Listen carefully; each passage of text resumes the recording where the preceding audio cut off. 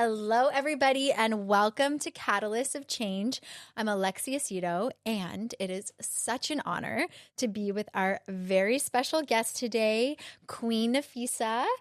Hello and welcome. Thank you, Alexa. Thank you for having me. Thank you so much for being here. And there is so much to share about our multifaceted queen. She is Miss Nigeria, UK youth ambassador, a global youth ambassador, in fact, for a number of different organizations, the founder of the Ajura Foundation, which we're going to dive into, and so much more, including aspiring diplomat. You have my vote, by the way. Thank you. I'm here for it. So I'm really excited to dive in and welcome. Thank you for being here. Thank you, Alexa. Yeah. So I have a question because someone had asked me this, and I said, well, I'm pretty sure, but I want to hear from you. So your name is Queen Nafisa, on IG and things. So are you a queen? Okay, so my real name is Queen Nafisa. Many people ask me about that actually. So I come from a royal family, but over the years I've gone into pageantries. I've won different beauty pageants, and that has given me that beauty title, beauty queen title. I've won Miss Motivational Nigeria 2017 and Face of African Queen International 2019, and right now I'm contesting for Miss Nigeria UK. So my name is Queen Nafisa. My name has always been Queen Nafisa. Wow, it's amazing. Well, you definitely bring the queen energy. Yeah, I know. Yes, and like coming from the royal background and having that in your heritage. And also, I would love to actually explore that a little bit. Maybe before we even dive into everything else, is like, what does that mean? What does that word mean for you? Having the word queen, and that, what is that queen energy, and what do you feel represents that? Well, I like that question because I was thinking to myself some time ago, like, my name is Queen, and over the years, I've really, I've actually possessed attributes of leadership. Yes. And which is the foremost of being a queen. You have to be a great leader. You have to be a good mentor. And yeah, I think the first is being a good leader. This is really powerful because one of our other guests, Dr. Justina Mutale, who we met at the World Summit on Women and Girls, and she has the book, The Art of Iconic Leadership. Yeah, iconic leadership. So for you, like, what would some of those qualities of leadership or qualities of a good leader be, and how does that show up? So I would say the qualities of being a great leader is being compassionate, being passionate about what you do, and being able to lead, represent, and be resilient, because there will be challenges, but a great leader will always, have ways to overcome those challenges. This is so key because first, I just want to say I love that you started with compassion. Thank you. And this just shows your heart of a leader because, we're in this new era of leadership where compassion, needs to lead. We need to see changes in leadership around the world where that becomes a quality of leadership. It's not looked at as a quality of, what's the word I'm looking for? Like weakness. No. It's a strength. It's a strength. Yeah. So the fact that you put that first, I just absolutely love that. And, the resilience, because a lot of people are going through huge challenges in our lives. A whole lot of challenges. A lot. And so my curiosity is there anything in your life that you've been through, like a challenge or something that you have moved through and learned something from, and that's contributed to your qualities of being a great leader? Well, I would say so many things. Yeah, because I lost my parents when I was very young. And my mom on my 13th year birthday. So that alone was so big for me. Like, I couldn't comprehend why my happiest day happened to be, the day my beloved mom, passed. So I think after taking some time to reflect on my background, where I'm coming from and where I'm going, I saw that there's a whole lot of things about me that I probably don't even know, But yeah, I'm grateful, and I'm embracing the journey and just taking things one step at a time. and most especially keeping firm with my faith. Yeah, because everybody leaves, but your faith always remains. That is what you take forward. So yeah. Wow, that's so key. Like, well, first of all, I mean, the fact that you shared that having lost both your parents, that's something a lot of our viewers and listeners can relate to, that have lost like someone like that, like so like a foundational leadership figure. You know, that then it, like you said, inspires that connection to faith and the importance of that. And it's interesting, another one of our guests, Ramuel, he was talking about faith being the foundation for everything. Faith is the foundation. You know? So how has faith shown up for you in your life? Like, how do you lean on faith? Alexa, I think this is a very important question because I would say I'm an interfaith advocate. When I was very young, I wanted to be a reverend sister. Wow. Yeah, I was in the Catholic school. I was born in a Muslim family, but then I was in the Catholic school and I was so in love with Jesus. Wow. I was always the first in church. You know, I was always so used to Christianity. And then my pastor called me, Nafisa, I see a special quality in you. I think you are called for a purpose, and that purpose is to preach Christ. Wow. Call your family and tell them you want to convert to Christianity. And my family were not having it. Nafisa, no. So they changed my school to a Muslim school.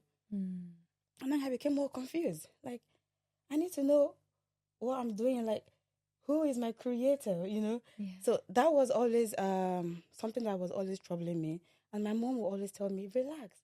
God created you. He loves you. But now, Mom, I really want to know, is God a Christian or a Muslim? Or is God some kind of a traditional deity or something? She saw this curiosity in me, but she just kept assuring me that at the right time, I would know and I will have answers to my questions. So yeah, faith has really played a vital role in my life. And some months ago, I was just, speaking to myself like, Nafisa, this was the same you. You have, different, like you have a diverse religious belief. I know about the Hindus, I know about the Buddhists, I know about the atheists, I know about the Muslims, the Christians. So basically, I know like how all of these faiths came about. But then, one thing still united us all. We drink the same water. We breathe the same air.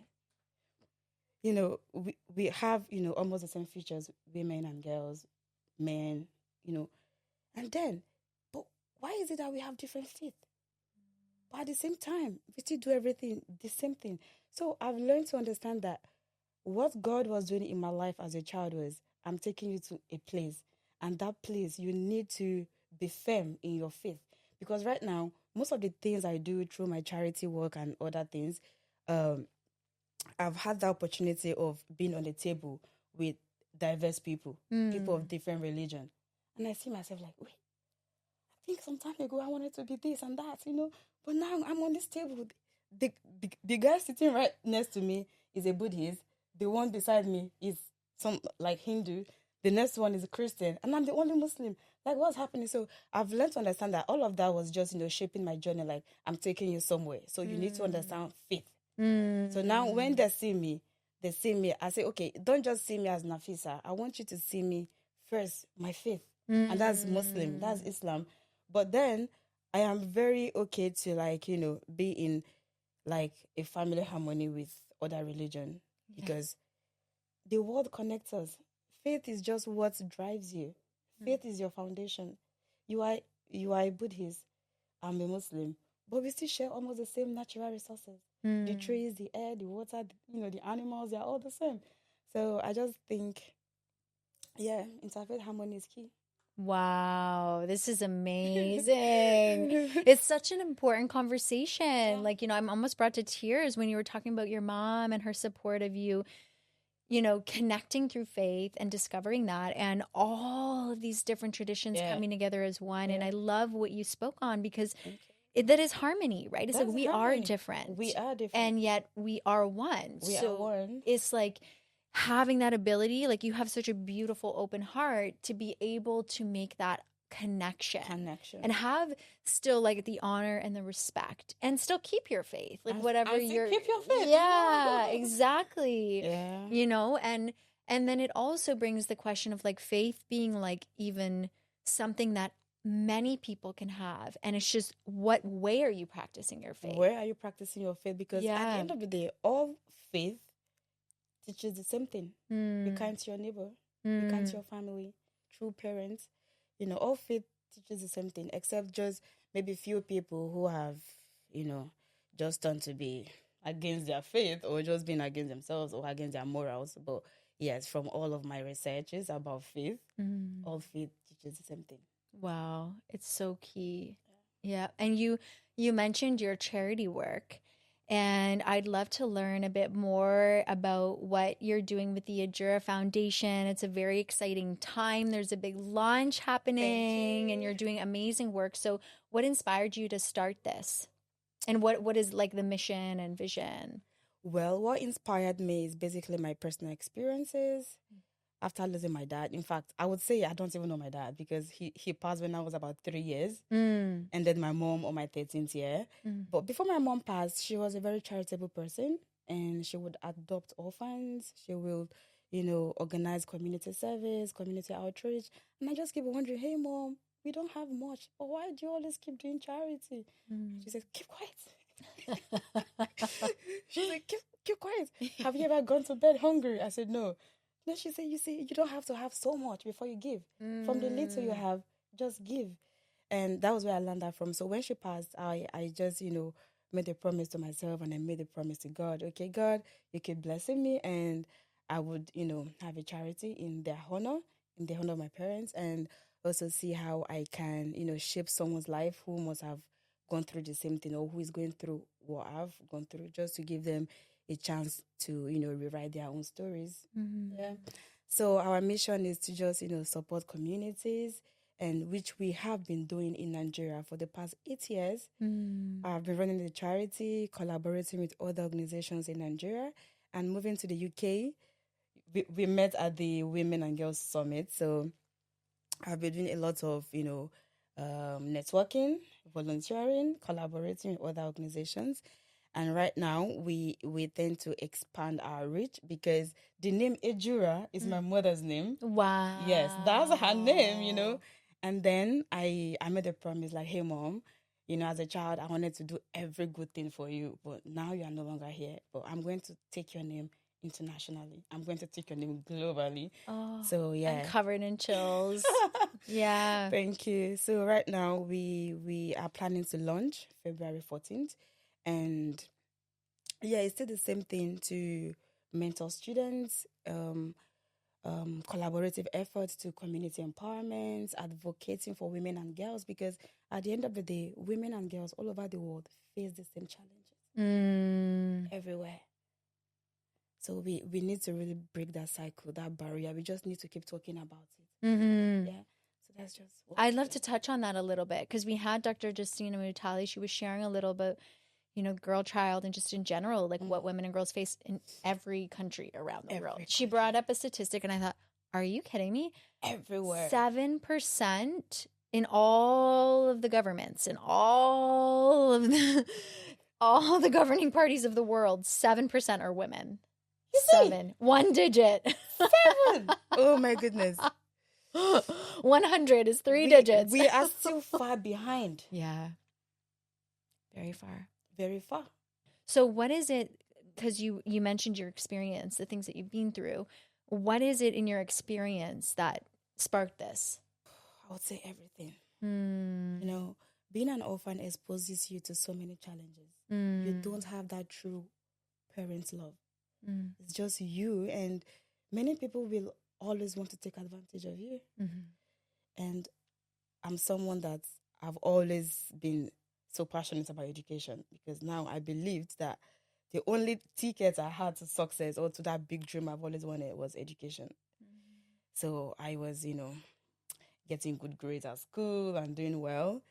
But now, after graduating with a first class, getting a job was difficult.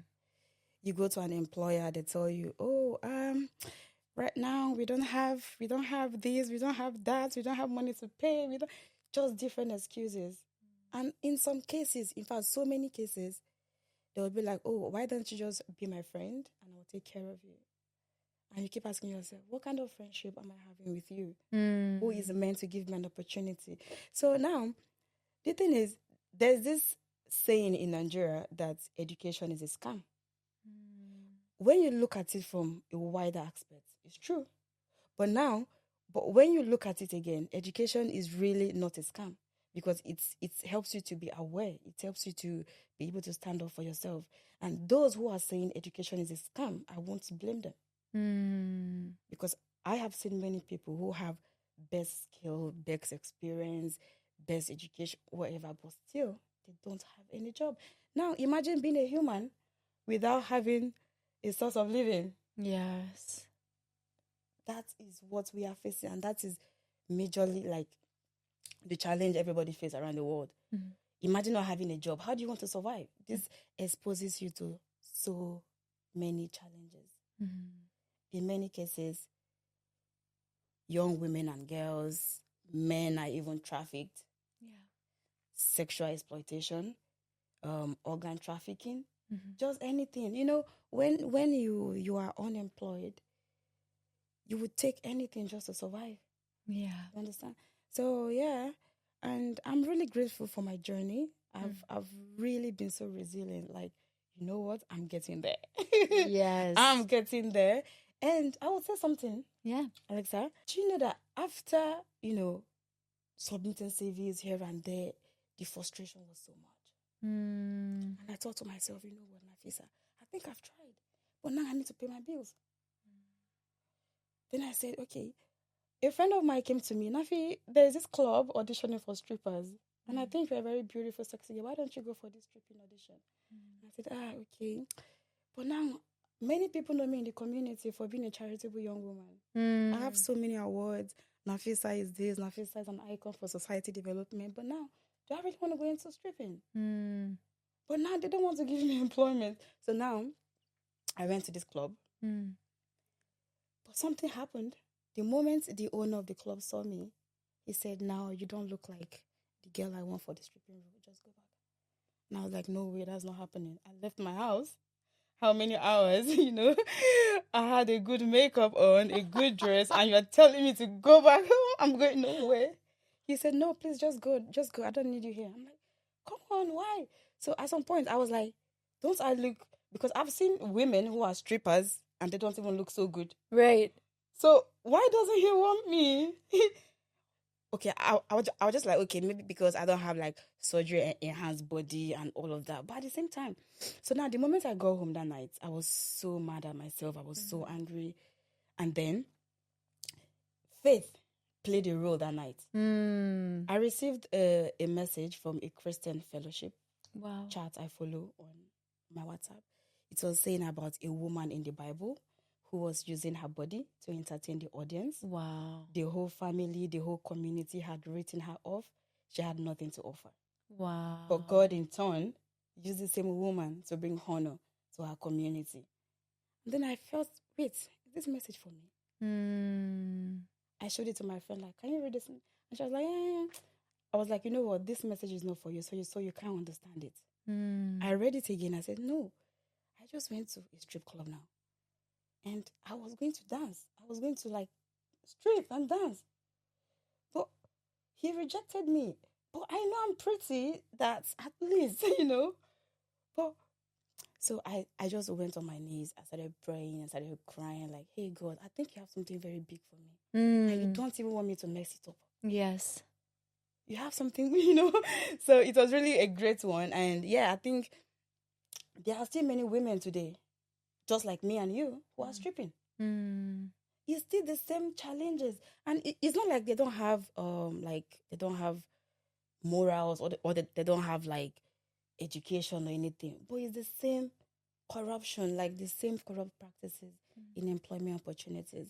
So yes, we just need to keep advocating. So right now, the major reason why I'm advocating for women and girls is not even for me anymore. My nieces and my nephews.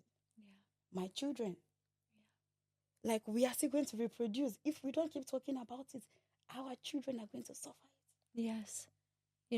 First of all, I just want to honor you and thank you for your like open heart and your vulnerability to share, because this is something that so many people just sweep under the rug.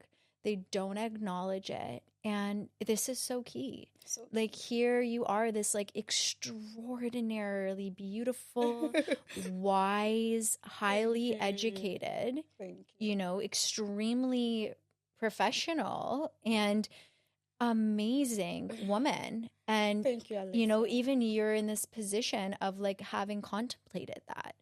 And I think actually a lot of women have. A lot. And I don't think as a society acknowledge enough what actually brings a person to get to that point. And of course there's like the small, percentage that will say, oh, it's my empowerment, whatever.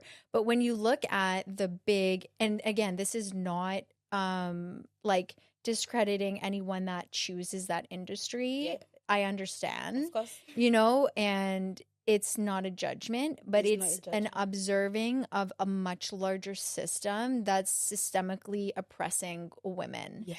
And especially marginalized women, and racializing and marginalizing these groups and oppressing them. And this is something that's happening globally. And I just want to highlight like the seriousness of trafficking, and that I guarantee you it's happening where you live. It's happening. I'm from Toronto, Canada. I know it's happening there. It's very simple. It doesn't take much to just drive down the road. I love spas. I love a good massage. I know the difference between the spa I'm going to enter and the spa I'm going to drive by. Because I guarantee you the spa with the flashing neon lights with the girls' pictures is not an RMT registered massage parlor. So like it's happening before our eyes. It's happening, of course, in, if you want to call developing countries, but it's also happening right here in London. Yeah, it's happening in Toronto, Canada. It's a huge industry, multi-billion-dollar, who even knows, it might even be in the trillions at this point, dollar industry worldwide. And because of that, there's a lot of economic power. There's a lot of other powers that keep these types of systems running. Yeah. And I think what you're doing, the courage to, number one, use your own example as a story. And number two, I think bringing forward this idea and this beautiful message through this group chat of faith, sharing because oftentimes we can be tempted by things. And let me just say, for good reason, such as feeding ourselves, clothing ourselves, finding shelter. We're trying to survive here. It's not like I want a Rolex watch. It's like I just want to feed my family. I want to feed my family.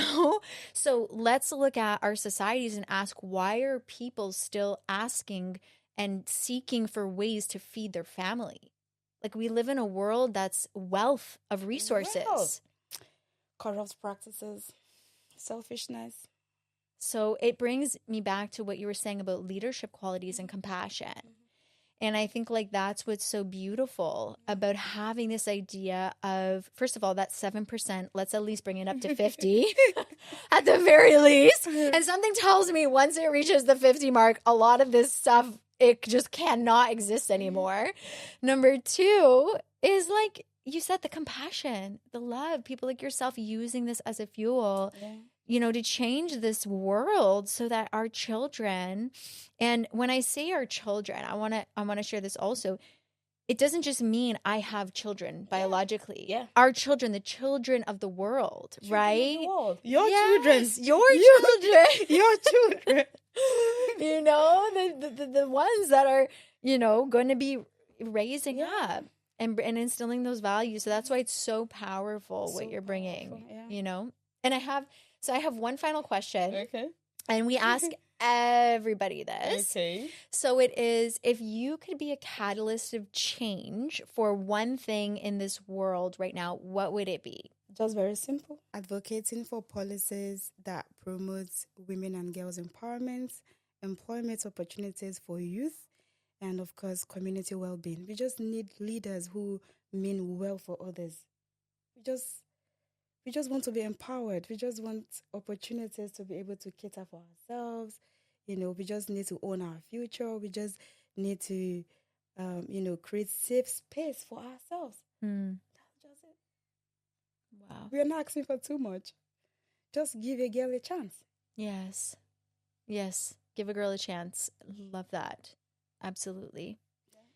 Well, I couldn't think of a more powerful note to end on. Give a girl a chance. Give a girl a chance. Yes. Yeah. And it's so amazing that you were able to come today and share. We're so excited for the Ajura Foundation and to continue to share updates.